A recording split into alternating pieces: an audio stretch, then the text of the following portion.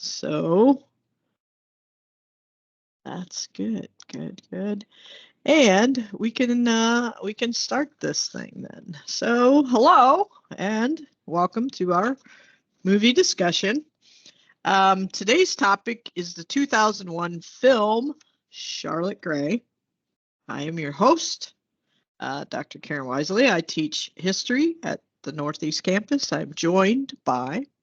Hi, I'm Samantha Elkins, and I also teach history at Northeast campus. So our custom when we do one of these is to start with a little introduction, and that's where I read the logline or brief description of the film, and then we go over some of the main cast members and where you may have seen them before. So the logline for Charlotte Gray: a young Scottish woman who has studied in France is living in London during World War II.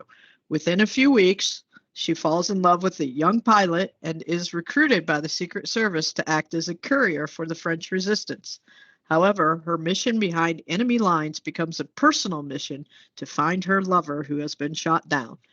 Assigned to a communist resistance group, she encounters acts of betrayal from sometimes unexpected sources, but meets the violence of war and her own disappointment with hope. It stars Cate Blanchett as Charlotte Gray. You probably know her from the Lord of the Rings trilogy, where she played Galadriel. Who was? She was a high elf, and she owns one of the main rings of power, so she's really big. Okay. We know who the nerd is in this room when it comes to LOTR. That is correct. I watched them one time, and they had to drag me kicking and screaming to that one time.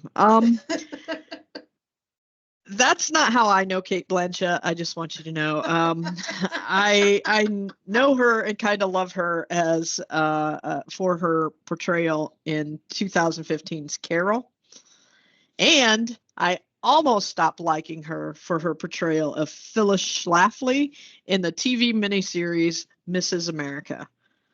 She was so good as Phyllis Schlafly, who is such a terrible character, that I was like, I have to stop watching this series because I'm starting to hate Cate Blanchett. You can't hate Cate Blanchett. She's amazing. She is.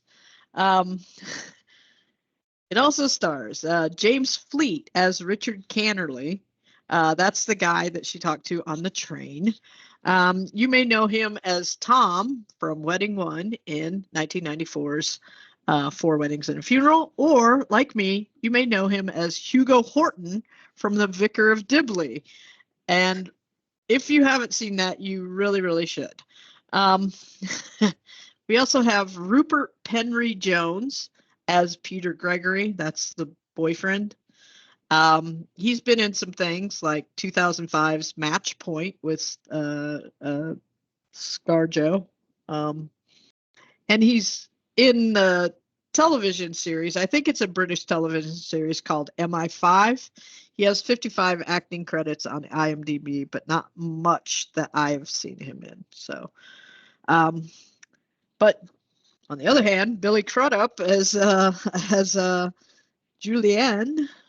Here's a guy that's been in a lot of things I've seen. He was in 2000's Almost Famous. He was in 2009's Watchmen. He's really smarmy as Corey Ellison in Apple TV Plus's The Morning Show. But for me, I will always know him as J.C. Holt in 1997's Meet the Abbotts. It's a small film that I've probably watched at least 100 times. So good. The late Helen McCrory as Francois. She was only in this film for like a minute and a half, 2 minutes, something like that. But I wanted to mention her because I was so excited when I saw her. I was like, because you may know her as Narcissa Malfoy from Harry Potter films. Did you just realize that's who that was? Yeah, okay. No, I did not put that together until just now. And I'm just like, oh my gosh. Yeah. I also really liked her in a series called Penny Dreadful. that was amazing. And she was married to Damian Lewis of the Band of Brothers. So when she died, and she died way, way too young a couple of years ago, um, uh, yeah, it was really sad. Um, so Anton Lesser as Renech, the school teacher. Oh yeah. Yeah, you may know him for playing the really terrible former Maester Qyburn in Game of Thrones. That character is so awful, and I hated it so much that I was not at all surprised when it turned out that this character was a jerk too. So, Anton Lesser plays jerks very well. And finally, I want to mention the late Michael Gambon as Lavad. He was Dumbledore, and that is all. And by that, I mean all that matters, because he did have 172 acting careers in his long and distinguished credits in his long and distinguished career. He passed away last September at the age of 82, but he was Dumbledore. You could hear it in his voice. Charlotte Gray was directed by Gillian Armstrong and was released in the United States in January 2002. It has a running time of 2 hours and 1 minute. Is that short enough for you, Samantha? It worked for what it was. All right. And what was it, Samantha? Would you like to share with the... So we always kind of go into these movie discussions, and we find like these kind of historical based movies, and they don't have to be 100% accurate. Like we've talked about like accuracies, inaccuracies, and everything like that. I was struck by the end of this film that this was really a romance that happened to be set in World War II rather than like a World War II film. You know what I mean? Like it didn't feel, by the end, it wasn't really about war. It was about her personal like journey through understanding war and herself. And it felt very romance novel-y. And then of course I looked it up and I was like, oh, this is based off of like a romance novel like that. Like, oh, that makes a lot of sense. Well, and it was mostly who was the romance with? Who What? was the romance with? Was it with, I mean, Julian. Okay. Julian. And it was the ending. It was the ending. So much of the movie, like it starts out with her so angsty on the train, like, we don't know what war is. And everything, like whatever that line was at the beginning was so angsty and so just like, oh, it's so much more complicated than that. And I'm like, okay. Yeah. I'll say it like, yeah, it's just so happily ever after, and I was like, kind of was, yeah. Even though like most of the people died. Yeah. I kind of didn't want her to have a happy ending. I'll be honest, it felt disingenuous.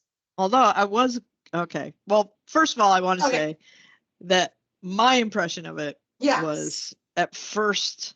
My very first impression of it was I was pretty angry because all of the literature that you see about it, every time that they would mention Charlotte Gray, and it's a little like one sentence description of it, is that this woman goes to France to try to, because her boyfriend was shot down behind the lines, and ends up with this French resistance. And it's like, no, she goes over there for the French resistance, and then as a side thing tries to find this guy. And I don't know what I would call her boyfriend.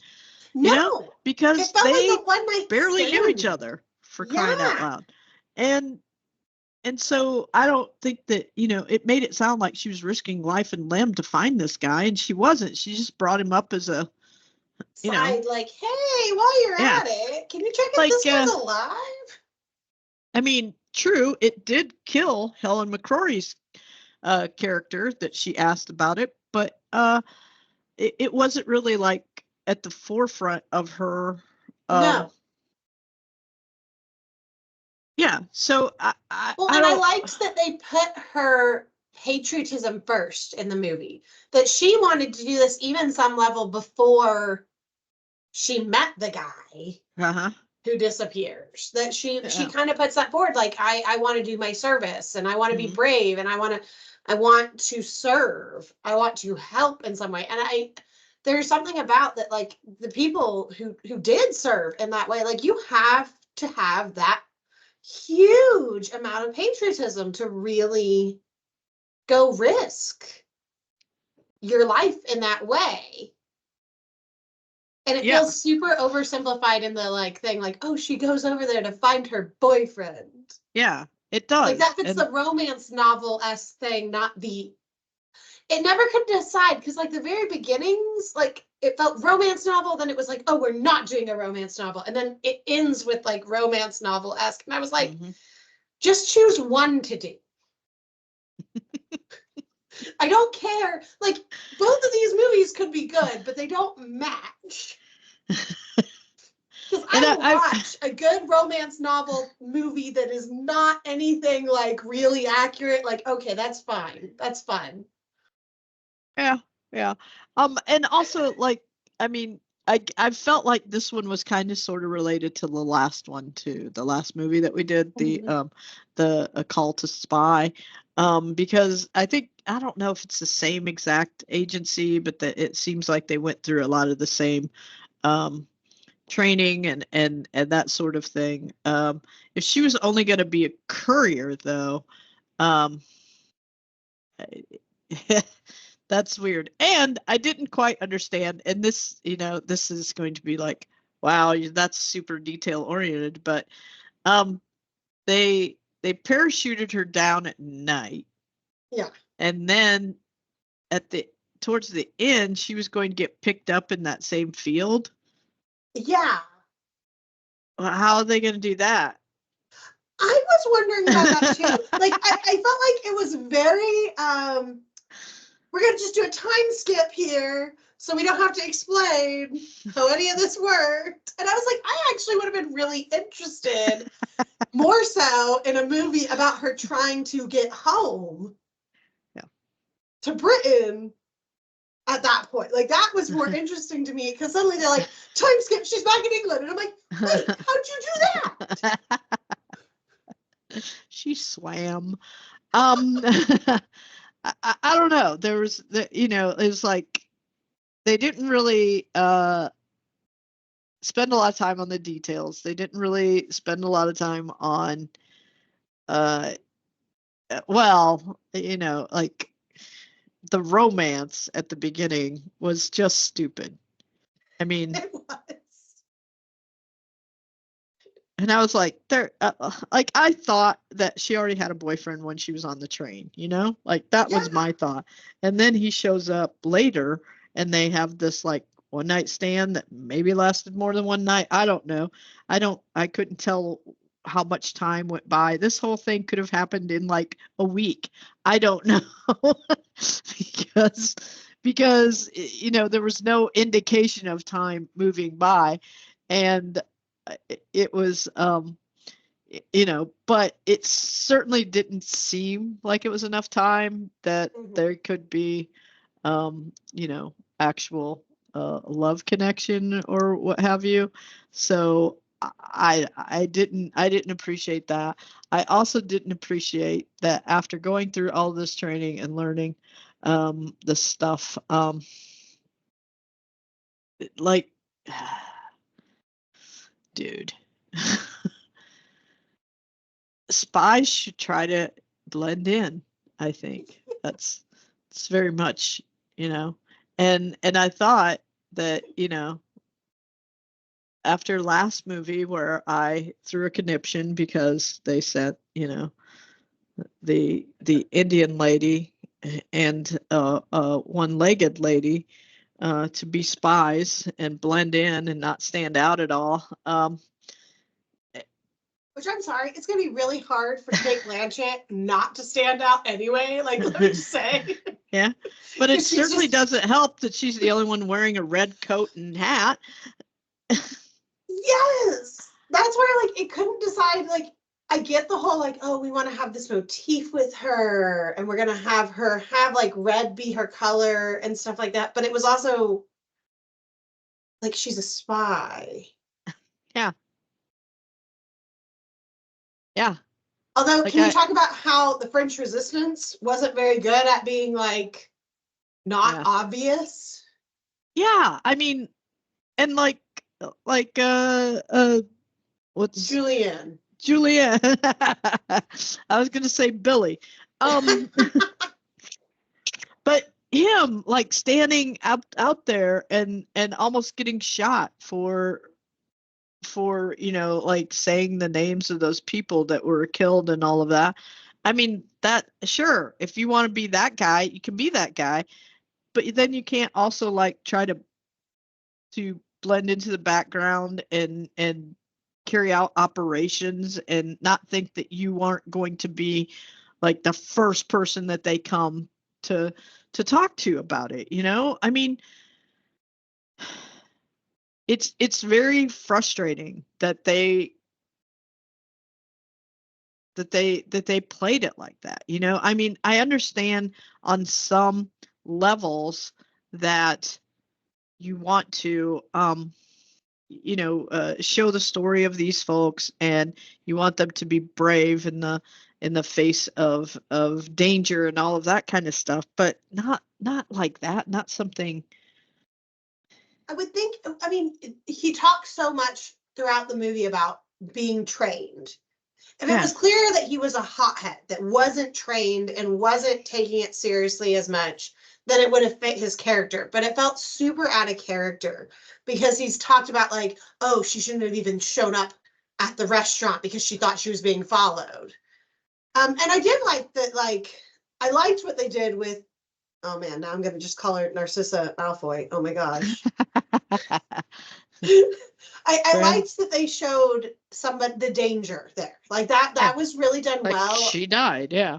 A lot of the stuff about these women that Charlotte Gray was based off of, they like talked about like how when people would follow them, they would use like the reflections in shop windows to see if they were like being followed and stuff like that. And so like I liked that there was this element of being caught, because that was very realistic to what was actually going on for a spy thriller. But yelling at the Germans openly and loudly is not exactly good spy work. No, I wouldn't think so. I was like, what are you doing? For a second, I thought it was a different character because it was so like, does he have a twin? Is that well, I was going, was there another guy that showed up and I didn't realize? Like, trying to like figure it out. It was like, no. And then she stops him by kissing him. And so she's very clearly on his side. Yeah. So I'm like, in her red coat. Yes.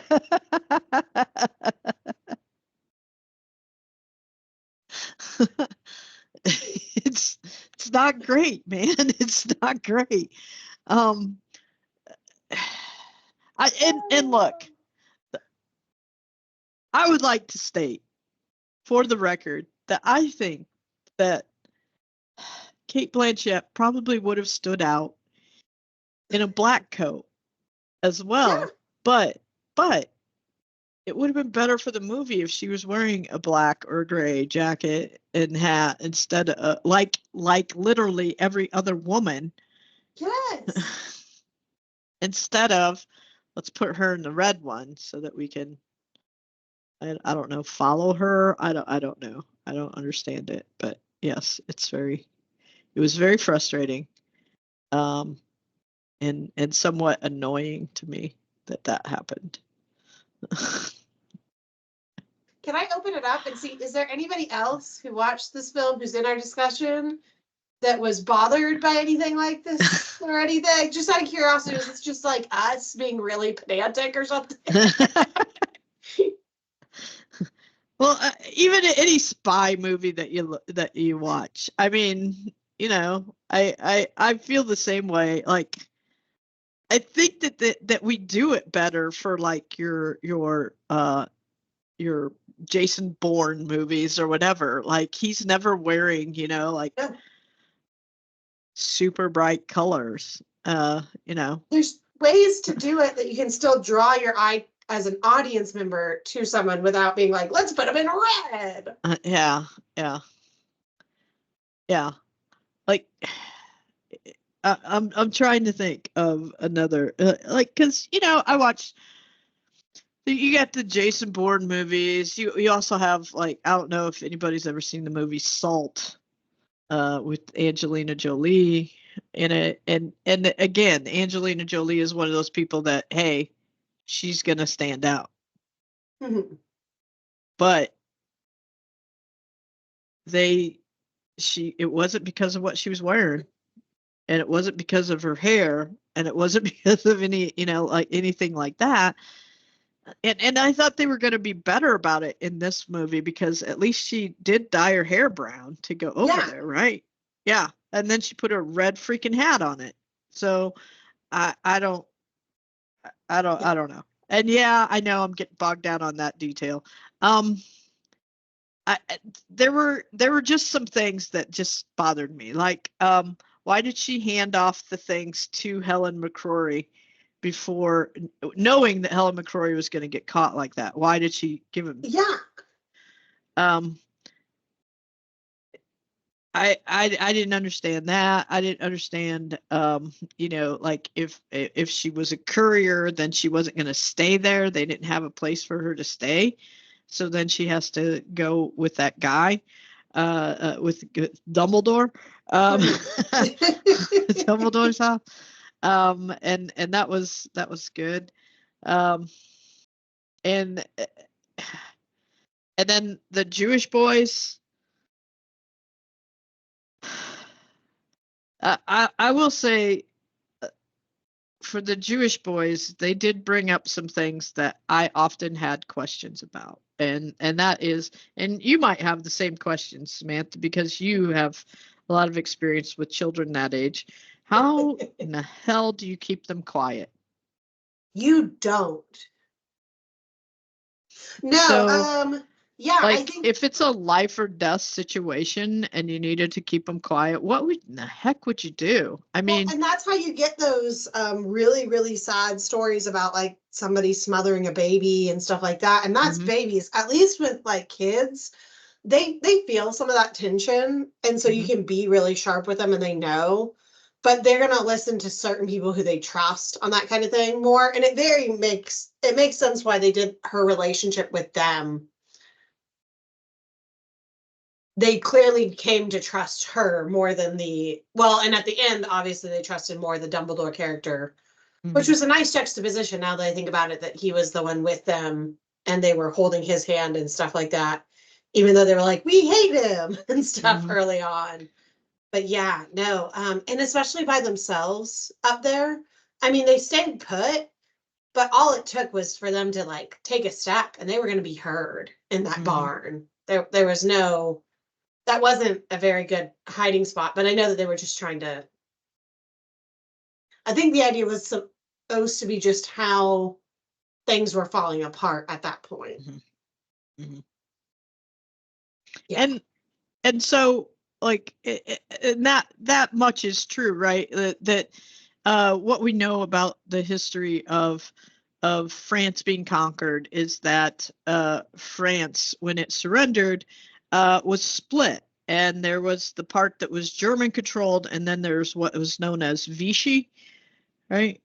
France, Yeah, and they had their own government and authorities put in place, but they were always working in lockstep, basically, with the Nazis, who had control of the other part of France. But as the war went on and things became more desperate for the Nazi cause there, they began to crack down more, right, and put the squeeze on the Vichy government, so that the Vichy government then also cracked down on their citizens, right? Am I right on this? I mean, you're yeah, typically. You're the European expert here. Older European expert. Haley, would you like to weigh in on some? Yes, I'm Yes, right. you're right. Thanks. Okay. And it does. I think it does adequately show that in there because they are like then going after the Jews in Vichy, France, and where they had been maybe a little bit safer there than in the other part of France and in most of the rest of Europe by that point. But then going after them, there that follows. That is. Mm-hmm. It's accurate with what actually happened there. And I would say that also on top of that, the anti-Semitism present within even Vichy France, that was accurate. Yeah. That like you do see people that agreed with Nazis, not necessarily a majority, and a lot of people are just trying to survive. I mean, that's her whole undercover story. Yeah. But that you did have people that were like, well, the one thing that the Nazis did right was with all the Jewish people and everything. So like it was one of those moments in the movie when like that lady was talking and saying all that kind of stuff. I was like horrified, but also like, this is accurate. Yeah. This is totally accurate because even if they wouldn't have liked the Nazis necessarily, they would have agreed with at least that. Yeah. Yeah. And that also would like make it difficult for the Jews that remained there to feel ever safe. And I mean like ever again, really, because after the Nazis left, they still knew what the feeling was of those folks. We had a professor, Haley and I did at UNT, whose name was Dr. Pollock, who mentioned about how some survivors of the Holocaust, when they went back home, were basically chased out of what had once been their homes again, and some of them are even like murdered afterwards because they came back to a place where it had been okay for a while, that anti-Semitism was out in the open and all of that. So so yeah, I think they got that just right. From what I've seen, reading about it, apparently in the book form of this story, it is very clear that the two boys and Dumbledore die in camps. But they kind of leave that a little ambiguous in this. For movie. Me, watching it, it felt like it was implied that they were not going to survive. I won't lie. I know I cry easy. We always laugh at me crying. But yeah, no, I full on sobbed during that scene. And I know this time around it was because it was brothers and I have 3 sons. And just there was this moment of like, oh my gosh, if this ever happened to my sons and them holding hands, and I was a mess just during the scene that they're reading the letter. Yeah. Because no matter what happens next, it's not going to be good. Yeah. And not that it was good when their parents were taken and they weren't or anything, but like, yeah. No, I think they had some good gut punch moments in the film. Like I said, there were moments that I was like, I like this. This is good. This is a good moment. This makes sense. This is accurate. And then they would have another moment of something that I'm like, what?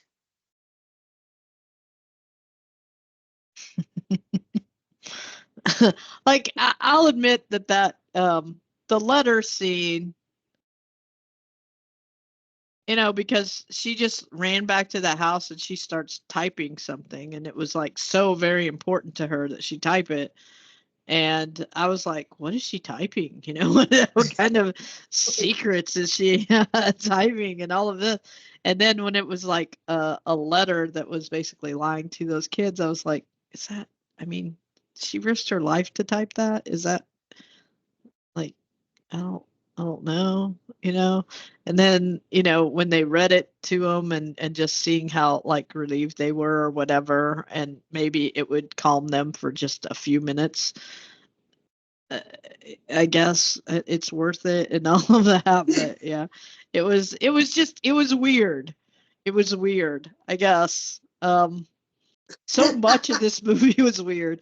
Like, look, Kate Blanchett, I can't just basically say that it was trash because she's got a good, you know, I like her. I'll watch every movie she makes, but man, some of them. Can we talk about how like they made a big deal about her like, oh, you can speak French fluently, and then The they whole never movie's in used English. any French. I mean, we can talk about that, but I was very thankful because I did look. I struggle with this movie. And if I would have had to read the whole damn thing, it would have been so much worse, you know? So Yeah. I was like, oh, I see what we're doing. We're just assuming that everything in France is being spoken in French. And we're letting them speak it in English because the people watching it are don't want to have to read the movie, right? I just assumed that, and I was on board with that decision, man. I was like, yes. I don't want to have to pay more attention to this than I already am.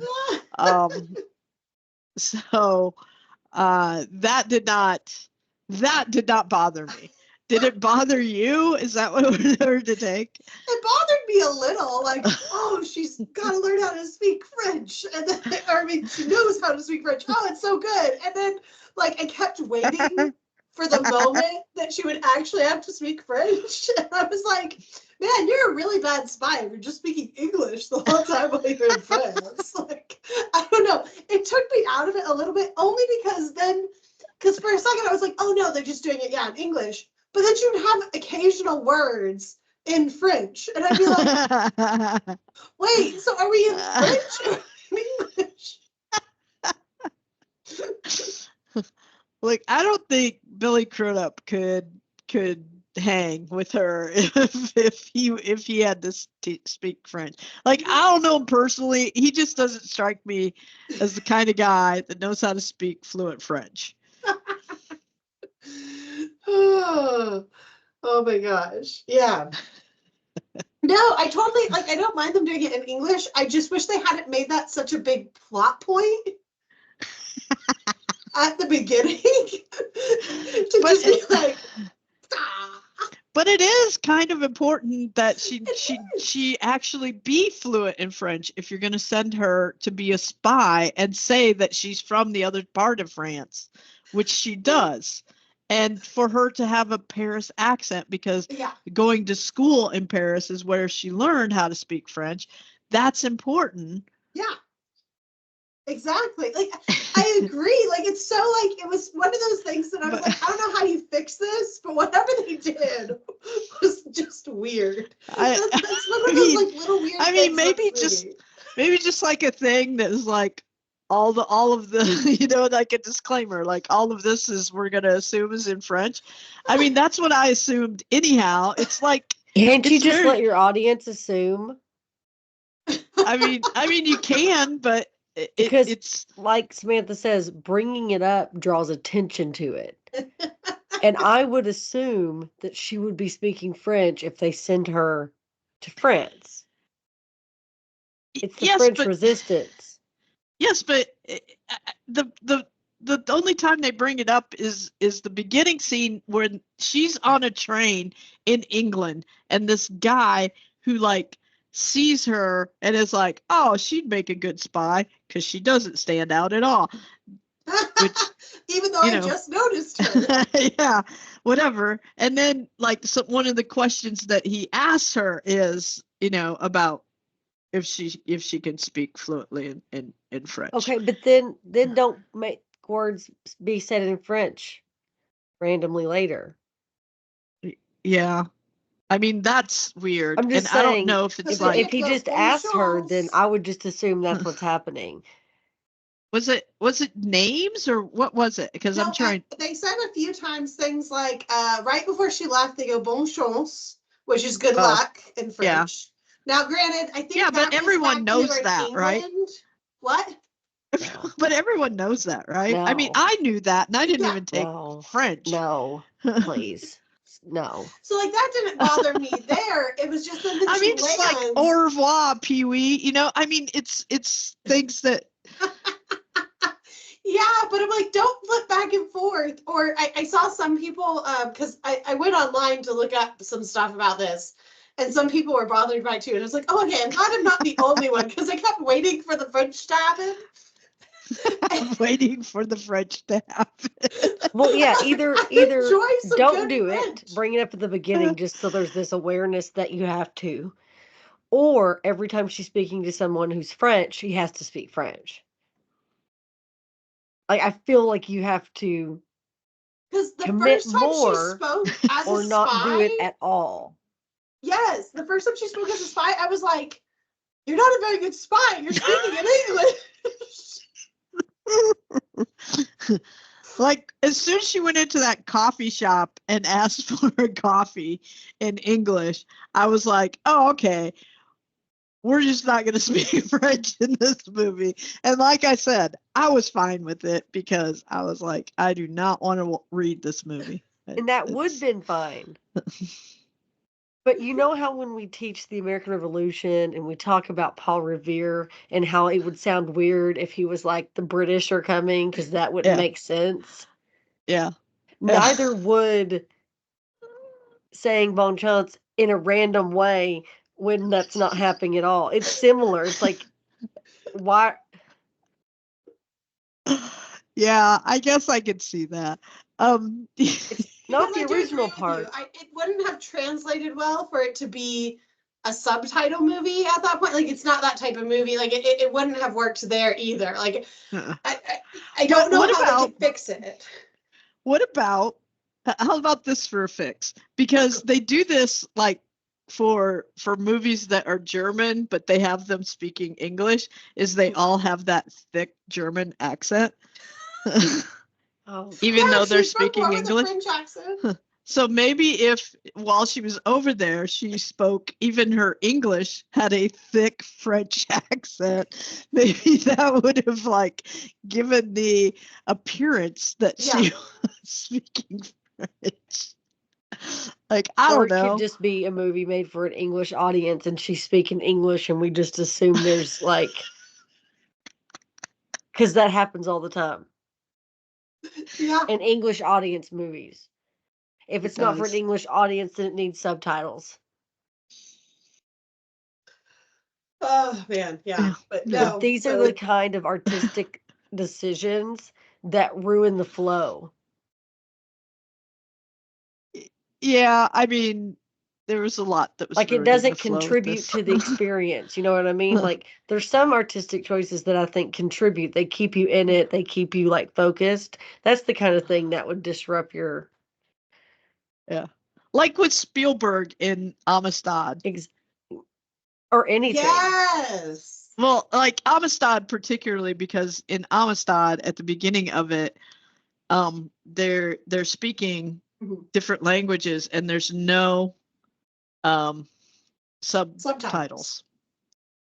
And so you don't know what the heck anybody is saying, and it was very frustrating, and I was angry about it at first, but then later when they get an interpreter, they start putting the subtitles in because and I understand that he wanted us to wait until they knew what these folks were saying to let us know what they were saying. Are you just gonna get on a rant now about how awesome Spielberg is? I mean, it is those little details, though, because I showed my students the intro to Saving Private Ryan yesterday, and when they are getting off the boat, right, the sound when they're underwater and then their head bobs up, underwater, bobs Mhm. up, Mhm. like, Mhm. That's the kind of artistic license, though, that keeps you in it. Mm-hmm. He's a good director. Maybe the best there's ever been. It's just those really little details that you don't realize until you really do start paying attention, because they go with it, which is part Yeah. of the not realizing, because it's a very natural experience. But like Yeah. random, like bonjours, not gonna really work. Like, it doesn't set the stage, right? No, it's the equivalent of wearing red when you're a spy Yes. undercover. Yes, it's a similar choice. I definitely agree with that. Yeah. Well, so what I'm hearing is that we didn't really care for this movie. Is that? I enjoyed I it think that it's fair? disappointing too, because the French Resistance really is a very interesting, Yeah. like Uh-huh. like I think that, topic. Because I've and read I think lots of that, memoirs from women and stuff like that, because there's a lot of women in it. Because they can do things like grocery obviously, shop and, like yeah. really innocuous things. And it's really an interesting event. And it's disappointing when things that are already so interesting aren't conveyed, I guess, right, on the screen. Well, Well, isn't that the Because whole how can an reason? underground resistance movement not be interesting? How isn't that ultimately why they chose so many women Yeah. to go over there, is because women can move invisibly Yeah. almost within society, because no one really thinks that they are. Especially in that era. Yeah. Mhm. Yeah. No, I've been doing some random research because I'm on a knit crochet kick and stuff like that. I've been looking at certain spies and spying networks and stuff like that. And like women, I mean, it was things like sitting in a windowsill during World War II. There were places in like Belgium that like this woman would sit in her windowsill and knit and then tap Morse code on the floor to the children to deliver messages in code about like how often trains were coming with supplies for the Axis powers. And it's like all kinds of crazy stuff like that, because she could do that because people just didn't, women can get away It's with not weird for a woman disappearing. to sit in a window and knit. Yeah. And Like that's a also, normal behavior. Yeah, exactly. and also They the could go out and do those patriarchy. things. The patriarchy has so made women's work, like, oh, it's useless, it's whatever, Yes. it's, and that Necessary but they useless and not that they important. are not even capable of higher order thinking and higher order, doing something that's actually important. So yeah, it's like that, so yeah, So the this movie would have been possibilities here. worse if it was called Charlie Gray and it was a guy go. If it was a man dressed in a red suit, like Oh my gosh, Santa you're right. They never Claus. would have done that. No, they would not have. Even if he was the first, the guy that they wanted to track with the camera and all of this, they would not have put him in something that would stand out like that. That's why it's so frustrating that. So I would say this is not a good movie in the historical context. Mhm. It was enjoyable just like if you wanted to watch a movie and not thinking about the French versus English and what's truly being a good spy versus not. Yeah, I mean, it was an enjoyable movie for entertainment purposes, not for educational purposes, I would say. Yeah. But it was, I mean, I didn't regret the 2 hours and 1 minute that I spent watching it. No, especially because I think that Cate Blanchett as an actress did a great job with showing some of the emotions, just the idea of like her getting sick over killing anyone. I did enjoy almost, that was one of my favorite scenes, was them blowing up the train. I was like, finally, some actual spy work. Because I'm watching the film and I won't lie, my husband's not watching it with me, but he's in the room and I was like, I'm leaving this on where you can hear all of it. And he turns to me about an hour into it and he's like, so when does the spying part happen? And I they're like, you can't see it, but there is a little bit of spine. She passed off a package to somebody who definitely is dead now. But like, I liked that because that like, I would have enjoyed, I think, like Haley was saying, more a movie about the French Resistance in general and more of what they were working on and doing. Like, I wanted to see, I don't know. But I enjoyed the 2 hours for what it was. And I did enjoy her pointing a gun at a guy. That was great stance that she had. I was like, oh, yeah, Kate Blanchett. I mean, they practiced it a lot earlier in the film, though. Yeah. I noticed they never shot the gun. No, they did not. But they pointed it a lot.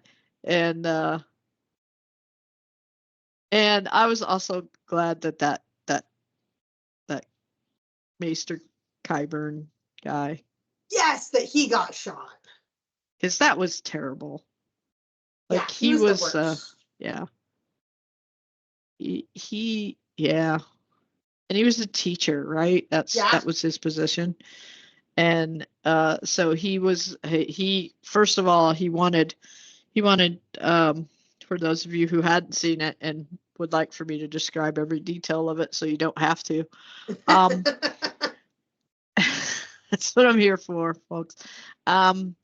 So he went to Kate Blanchett and said, I want you to be my friend. Yeah, Fred is doing a lot of work there. And that in return, he would not tell or move or do something about those kids, save those not Jewish report kids. the boys as being Jewish, I think, to the even though I'm authorities. pretty sure they already knew. Yeah, although it's suggested, I guess, that he double crossed even when he even when Julian gives up. Yeah, all he did because Julian gives up his father as having one Jewish grandparent, or he says his grandparents are Jewish, but then it implies that it would have been only one grandparent if Julian is only 1/8 Jewish, and so they're like, oh, he's not Jewish then. Yeah. But his father would be Jewish. That's where all of that Nuremberg law things like really. Yeah. Like, oh, you're a quarter Jewish, so you are Jewish. Well, then you're Jewish, so even his child would have a Jewish parent, which automatically makes him Jewish. Doesn't matter about the grandparents then, right? I mean, that's. I don't know. I was kind of like going. They didn't do a very good job with explaining some of that as much. Yeah. They weren't being very clear. Yeah. I'm starting to feel like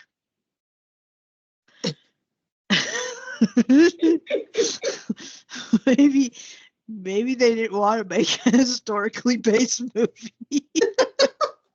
Maybe it was just a romance that just happened during the war. I'm telling you, it was. It was a romance movie that happened to be set during war. Because they certainly didn't explain things as well as we would like. They certainly didn't really cover the spy stuff as well as we would like. They certainly, about the only thing they got right was the Vichy France situation, and yeah. Yeah, apparently they didn't mess up all the Holocaust information, actually shipping people out and all that. And I'm like, yeah, I think there would have been riots if they had messed that up. Yeah, I think it's a 2001 movie. I think that was post Spielberg, right? I mean, yeah. Yeah. So definitely. Yeah. So gotta get that info right, but everything else, whatever goes, right? Anybody else want to weigh in on anything that we've been talking about? Please join us. If not, Love to hear from you. I do want to point out that I have posted the attendance survey, and I also posted the Google site that gives future events. I'm not positive that that our next event is up there, but I will here I Because will. we have one this Thursday. Yep. Right, Thursday? Wednesday, Yes. Thursday? Friday. Yes. Here it is for anyone who wants to have information about that. There you go. There's the flyer in the chat.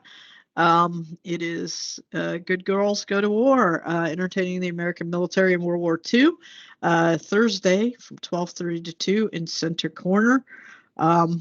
We will have food available, and it should be a very entertaining talk.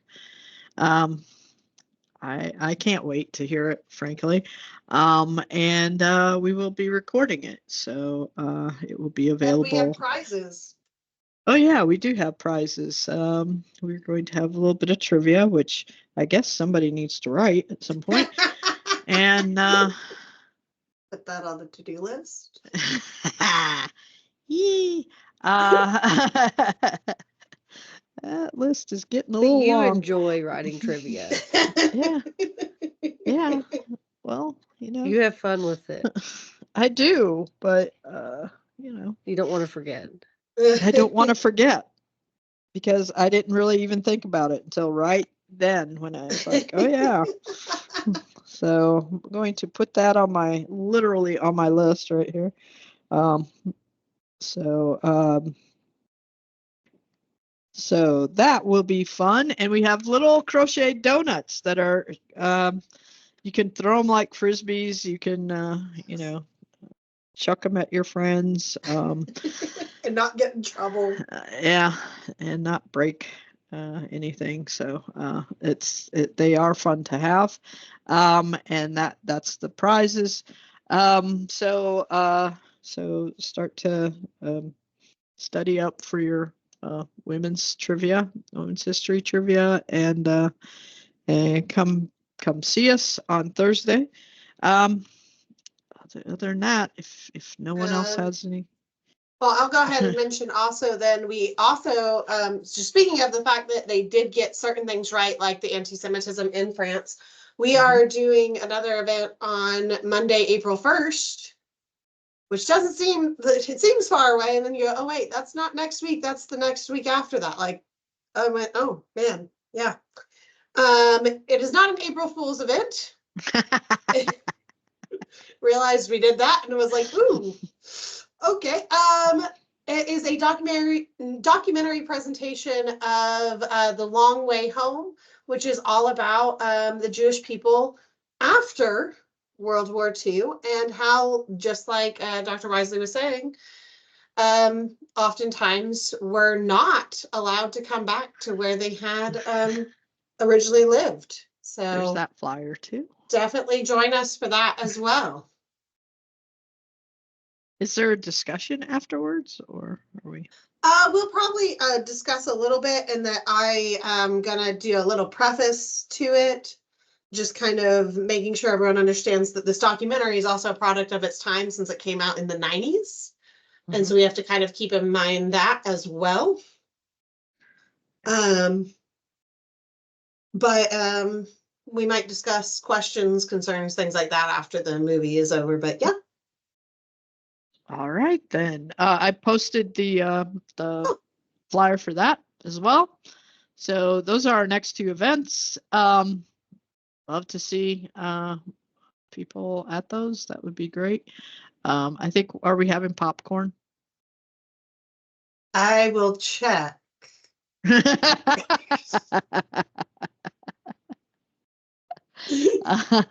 that would be good. I like that idea. Yeah, it would be nice to have a little popcorn or something at the yeah. If not, I'll bring over some of the treats that are in my office and we can We'll grab a box of popcorn and just pop it over here in our microwave and then take it over there. There you go. That sounds like a winner. They don't have any microwaves over there. They probably do. That would make more sense. I think they actually do over there, but yeah. I would not make a good spy because I did not think about these things in advance. Haley would make a good spy because she wears a lot of black and gray. There you go. What about you, Karen? Are you a good spy? Yes, but I'm loud Oh, and like opinionated. yeah. Okay. Just So saying. maybe not. All right. Maybe not then. I don't know. I like to wear bright colors, mostly to annoy Haley, but also because I like them. So that the camera can follow you everywhere you go. Yes, because that's what I want in my life. Yeah, for sure. For sure. Yeah. All right, then, in the absence of anything else that's happening, I imagine that we've said enough about this film. Again, if you're just looking for something to watch that won't, you don't have to bother think you too hard much. about. Yeah, and please, for the love of God, do not think too hard about this one because that's what we did, and you see how miserable we were with it. But if you're not thinking too hard about, I thought she was speaking French. Why is she wearing red? Give this movie a chance. Otherwise, Watch our next film. Yeah, our next film, by the way, speaking of, 2 weeks from today, we are going to talk about Dunkirk. Now, that one has some historical value. So watch it. If it helps you, Harry Styles is in it. And we will be talking about that one in 2 weeks from today on April 5th. Yeah. Yes, April the 5th. Thanks for joining us. Remember to fill out the survey form, and I'm going to stop the recording. So we are done. Thank you. Have a good day.